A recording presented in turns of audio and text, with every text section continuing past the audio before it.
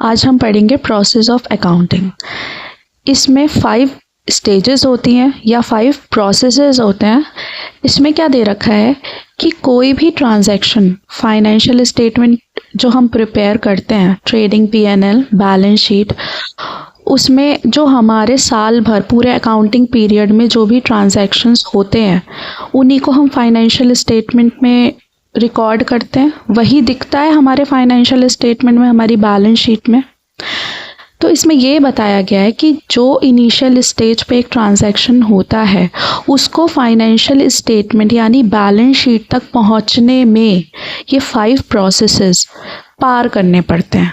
सबसे पहला है हमारा आइडेंटिफिकेशन ऑफ ट्रांजैक्शन। इसमें दे रखा है कि मनी मेजरमेंट कॉन्सेप्ट के अकॉर्डिंग कोई भी ट्रांजैक्शन मनी टर्म्स में होना ज़रूरी है। हमें एक मॉनेटरी वैल्यू उसकी पता होनी ज़रूरी है। एक एग्जांपल लेते हैं। सपोज़ मैंने एक हैरी नाम का पर्सन है, उससे मैंने एक गुड्स परचेज़ करे, 1 लाख रुपीज़ के गुड्स परचेज़ करे। 1 लाख हमारा एक मॉनेटरी टर्म में वैल्यू है। मैंने उससे गुड्स परचेज़ किए, तो ये एक ट्रांजैक्शन हो गया। अब इसका एविडेंस क्या होगा? मैं जब उससे माल परचेज़ करूँगी तो वो मुझे बिल देगा, इनवॉइस देगा। उस इनवॉइस में उसकी फर्म का नाम होगा, मेरी फर्म का नाम होगा क्योंकि मैं परचेज़ कर रही हूँ। इनवॉइस नंबर होगा, गुड्स का डिस्क्रिप्शन होगा, मैंने क्या गुड्स परचेज़ करें, कितनी क्वांटिटी में करें, क्या रेट है, उसका प्राइस विद टैक्सेस। तो जो ट्रांजैक्शन हमारे बीच हुआ उसका एविडेंस क्या है? वो इनवॉइस है। वही एविडेंस जो है सोर्स डॉक्यूमेंट के नाम से बोला जाता है, उसी को हम सोर्स डॉक्यूमेंट कहते हैं। तो ये पहला हमारा पॉइंट था, आइडेंटिफिकेशन ऑफ ट्रांजैक्शन। सेकंड था प्रिपरेशन ऑफ वाउचर। अब मेरे पास वो बिल आ गया, मैंने गुड्स परचेज़ करे, उसने मुझे बिल दिया, मैंने अपने पास रख लिया। अब मेरी फर्म, हर फर्म का है, मेरी फर्म अपने इंटरनल रिकॉर्ड्स के लिए वाउचर्स वगैरह हर सेपरेट ट्रांजैक्शंस के लिए मेंटेन करके रखेगी। हर सेपरेट ट्रांजैक्शन के लिए सेपरेट वाउचर होगा। वो वाउचर मेरी फर्म के नाम पे होगा। तो उस वाउचर में डेबिट, क्रेडिट जो भी ट्रांजैक्शन है वो मेंशन होगा, और जो भी बिल मैंने गुड्स परचेज़ करे थे उसका डिस्क्रिप्शन हम उसमें उतार देंगे। तो वो हमारा वाउचर हो गया, और उस वाउचर के साथ हम वो जो हमने गुड्स परचेज़ करे थे उसके साथ जो इनवॉइस आया था वो अटैच कर देंगे। तो वो एक हमारा एक सॉलिड एविडेंस हो गया उस ट्रांजैक्शन का। थर्ड आता है recording in books of original entry. अब जो हमारा वाउचर और इनवॉइस बन के जो एक सॉलिड एविडेंस था, उसकी मदद से ऐसे ही कई सारे ट्रांजैक्शंस होंगे। पूरे अकाउंटिंग पीरियड में एक छोटे लेवल पे फर्म होगी तो उस पे थोड़े ट्रांजैक्शंस होंगे। जो लार्ज फर्म्स होती हैं उन पे बहुत सारे ट्रांजैक्शंस होते हैं। तो उन ट्रांजैक्शंस को रिकॉर्ड करने के लिए हमें एक बुक मेंटेन करनी पड़ती है। उस बुक्स में हम उस एंट्री को रिकॉर्ड करते हैं। सपोज़ मैंने परचेज़ किया था हैरी से क्रेडिट पे, तो मैं जर्नल में क्या एंट्री दिखाऊंगी? परचेज डेबिट टू हैरी, क्योंकि हैरी मेरा क्रेडिटर है, मैंने उसे पेमेंट नहीं करी और मैंने परचेज़ किया।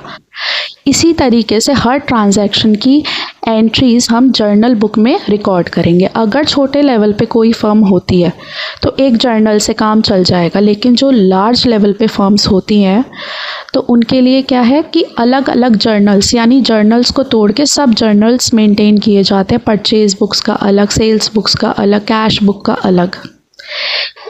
ये जो सब जर्नल्स हैं इन्हीं को हम सब्सिडरी बुक्स भी बोलते हैं। फोर्थ आता है posting to ledger. Posting to ledger, जैसे हैरी है जो हमने एग्जाम्पल इनिशियल स्टेज पे लिया था, हैरी के साथ मेरे ट्रांजैक्शन साल भर पूरे अकाउंटिंग पीरियड में बहुत सारे रहे।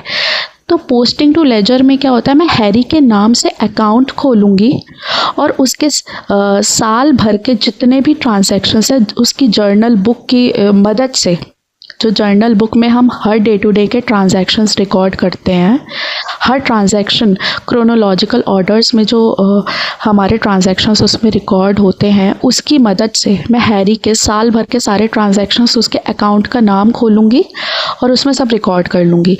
तो मुझे 31 मार्च यानी अकाउंटिंग पीरियड की जो डेट एंड होती है उस टाइम पे मुझे पता चल जाएगा कि मेरा उस पर कोई क्रेडिट बैलेंस निकल तो नहीं रहा। इसी तरीके से जितने भी ट्रांजैक्शंस हमारी फर्म में हो रहे हैं सबके सेपरेट अकाउंट्स खोले जाएंगे, चाहे वो मेरा डेटर हो, क्रेडिटर हो, एक्सपेंसेस हो, रिवेन्यू हो, मेरी परचेजिंग, सेलिंग, कैश का लेना देना, हर चीज़ का हमें एक प्रॉपर अकाउंट खोलना पड़ेगा। 5th आता है preparation of trial balance and financial statement.